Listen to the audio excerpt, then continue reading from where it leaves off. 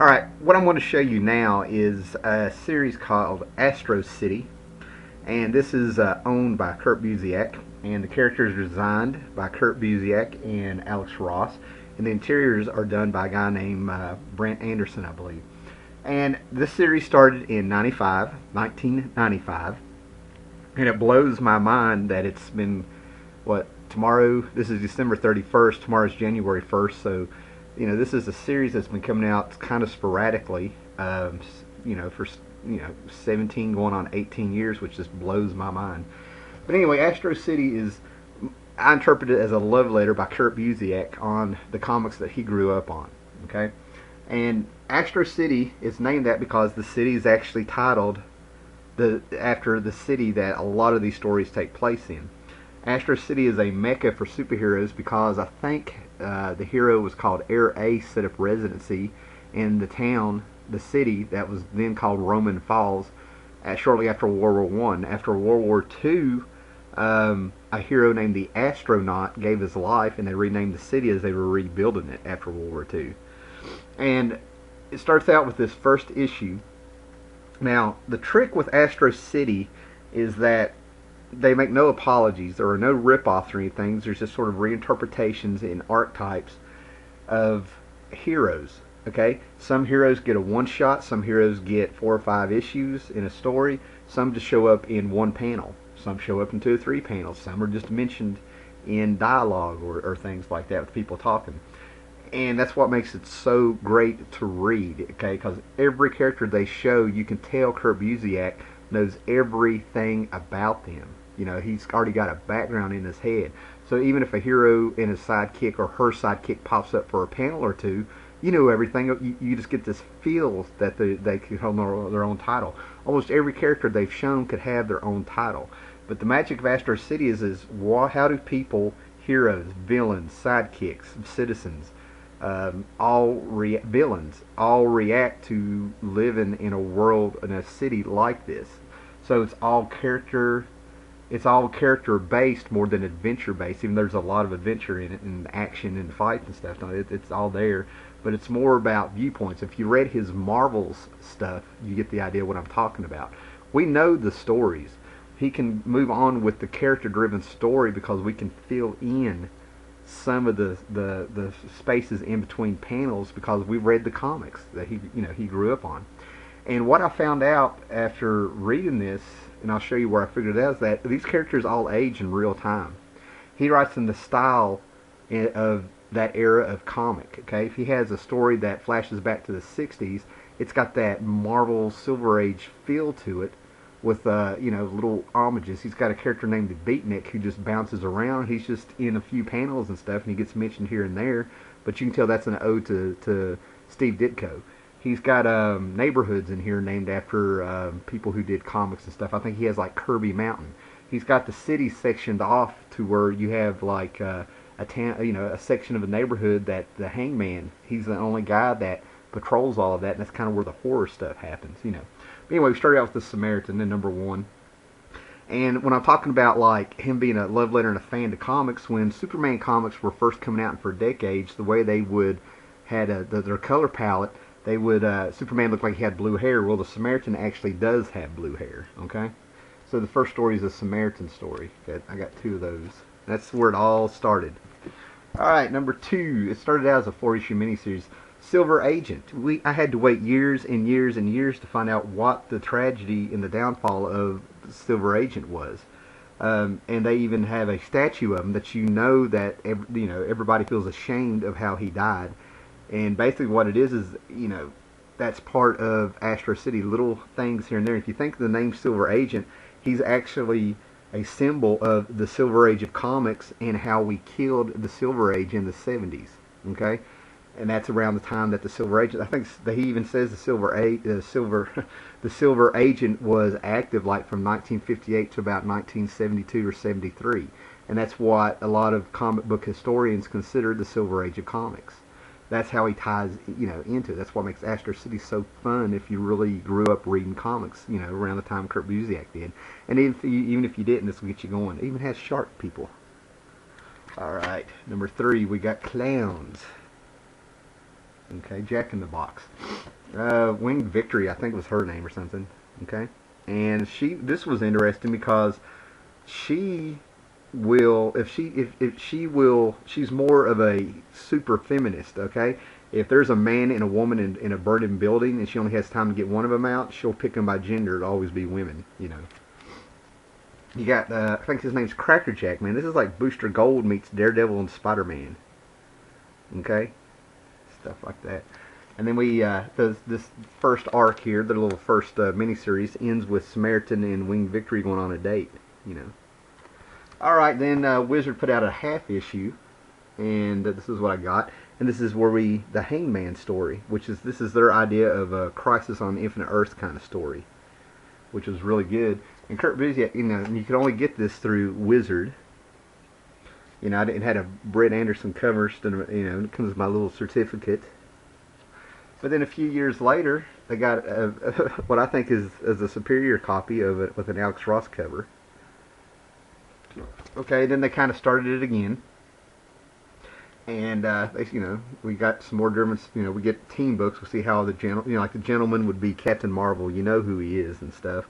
The Doll and you know stuff like that mixed up. You know, there's your Iron Man kind of character.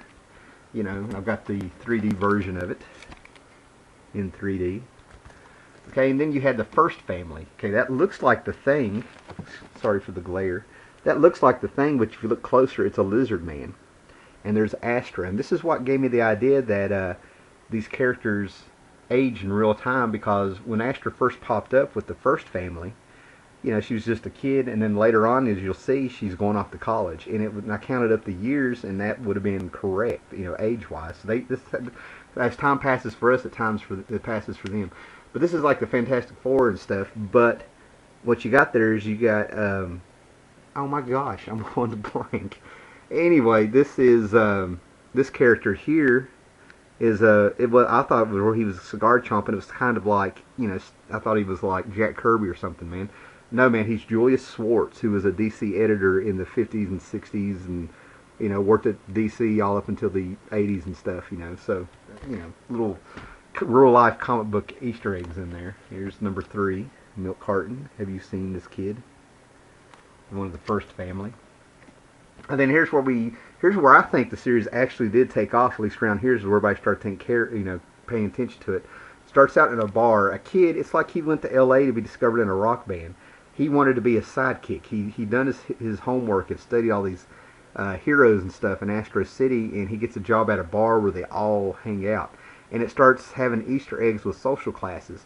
You got like this little biker bar, more or less, is the only thing I know to say. And this is where your, you know, blue-collar worker kind of heroes like the Thing and the Punisher and stuff will hang out. Then he ends up getting a better job catering with the Billionaires Club. And you can look around. This is where Tony Stark and Bruce Wayne, you know, and Wesley Dodds and all them would be hanging out. And it's the story of him becoming the sidekick. And he becomes Altar Boy. I can't remember what this hero's name is, but there's a big you know, you think this is just a Batman and Robin ripoff, then you get more into what his powers are, and where it's character driven in the sidekick's viewpoint, we start figuring out with him what he really is, you know. So the themes are all there. I got some copies, and it leads to a great alien invasion. You know, yeah. So I got some doubles here. And we also get to introduce to like some other characters, you know, still going on with the story arc. And this is the Crossbreed, and they're only in there for a few panels, but they're heroes with, you know, their powers reflect some characters in the Bible. And the people of Astro City call them the Jesus Freaks, and they're really the Crossbreed. Alright, then we get a one-shot of a villain. You know, and then we get a Jack in the Box story going on. Yeah, can you see the Wolverine kind of Jack in the Box there? And, you know, I've compared him to their Spider-Man. And this is the Looney Leo. And this is like the Gentleman, who was more or less Captain Marvel, had a case where Looney Leo was a cartoon in a theater in the 40s, and he came to life. And this is his story of making it all the way to present day Astro City. And he's a cartoon, you know. And then we come into the Stilljack story. Stilljack was, I think in the 70s, he was a supervillain, got put in jail, and he's getting out. And this is all about him trying to make it, just live life after prison without getting sucked up in all the stuff that's going on in Astro City with villains and heroes and stuff. And he's based off, his physical appearance is based off of Robert Mitchum. And it shows how you take care of yourself if you're covered in chrome, in steel. Shows that when he takes a shower and stuff, how he has to have real hot water, and he has to use certain pads and stuff to kind of buff himself out, And the story continues. The mock turtle gets brought in. That was a fun story. And then, of course, we got these great Alex Ross covers. You can see the cops and stuff reflected in his skin. Because by the time you get to know him, you know he is reformed and he doesn't want to go back to jail, and you don't want him to go back to jail either. I never noticed this, but he's got bullets bouncing off his face. Huh. There you go. Had these for years. Meets the, I think they were the Honor Guard, the more or less the Justice League. Coming down on them. It's a great little story arc, Stilljack. Real good story arc. And then we go back to some one-shots. I love that because he's got the, photorealistic lady looking at some pop art of our heroes. And I think this was the Crimson Cougar. This would be like Adam West getting sucked into a real life story. He has a television show as a superhero. And I think he ends up getting into some real world stuff. Adam. And then they went on hiatus for a while, and they came out with a 5-issue series, Astro City Local Heroes. Some just great stories. Like I said, this is just an introduction. Shining armor. I think this one is about the hero who left Earth because the girl that he was in love with was just obsessed with exposing his secret identity, and it caused him to leave our world. We lost a great, more or less, like Lana Lang and Lois Lane trying to bust Superman. Well, he just left Earth. You just let me and be in peace. Why are you so obsessed with revealing my secret identity? How would that feel? This is, and then we got a story about what it's like, the citizens, what it's like to live in Astro City. Great stuff. Okay, and then he started laying the seeds for this last story arc that filled up, the Dark Age. I can't remember what this character's name is. Anyway, this was like a combination of Ghost Rider. In the 70s, that's when the comics kind of started getting a little bit darker with the Punisher and Ghost Rider and stuff, and that's what he started putting out there. I think this was like the Blue Vigilante or something. I can't believe, there's so many characters. He's introduced hundreds of characters in there. Now this one, this is the Infidel versus Samaritan. This is a really nice story. It was a special, but I had to wait 7 or 8 years to read the story. Kurt Busiek and Alex Ross did an interview in Wizard Comics where you heard them bounce ideas about the Infidel. They created the Infidel during an interview in Wizard. They said, we'll put that out in a comic, and it was like 7 or 8 years later for me to wait on this story. That was just torture. Yeah, and then you get the story of an aging hero, Supersonic. What's it like to get old but still have your powers? Yeah, I mean, it sounds better than what it was. Yeah. And then they started leading up to the Dark Age, kind of giving you an idea of some of the introduction of black heroes and stuff. And then they came out with a one-shot, The Visitor's Guide. They've been gone for a little while, so I kind of thought this was a little special to kind of reintroduce you to Astro City. I think this has a map of Astro City and some of the heroes and stuff. And then in between the Dark Age, they came out with Astra, Part 1 and 2. I need number 1.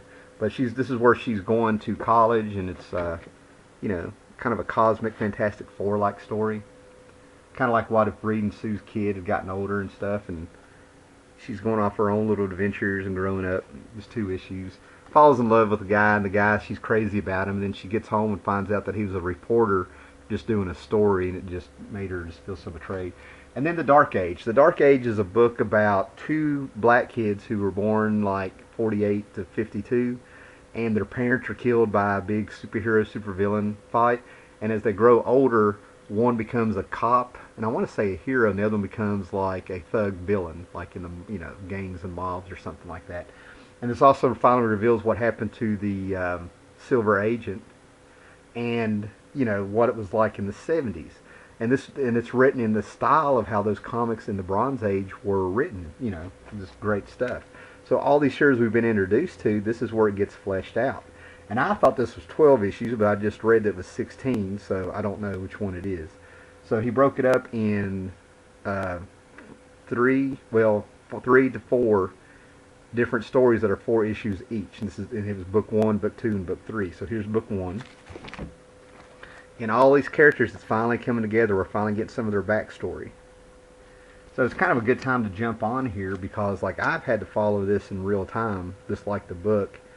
And they're gearing up, according to Facebook. Busiek has a whole bunch of them geared up. There's our Silver Agent. We finally get the story. Gearing up to release a whole bunch more. And here's the beginning of book 2 as the 2 brothers get older and stuff. I just bought this one. I haven't read all these because I'm trying to get them all. I'm missing a few of them. And that's actually a hero. It's kind of what was going on in the 70s. And book 3, number 2. These aren't complete. Yeah, I love this cover, man. It's kind of like looks like a Steve Gerber. You know, to me, I would look at that, I see Steve Gerber characters. You know. And this is where the format apparently changed, man. This has not as much gloss in it. This is a real glossy kind of cover. And it swings all the way back around to number 1. That's why I thought it was over. With the Samaritan. Whoops. With the Samaritan. The Samaritan arrived in 1986, and he ends up saving the 1986 shuttle that Columbia, I think is what it's called, that blew up. That wasn't supposed to happen.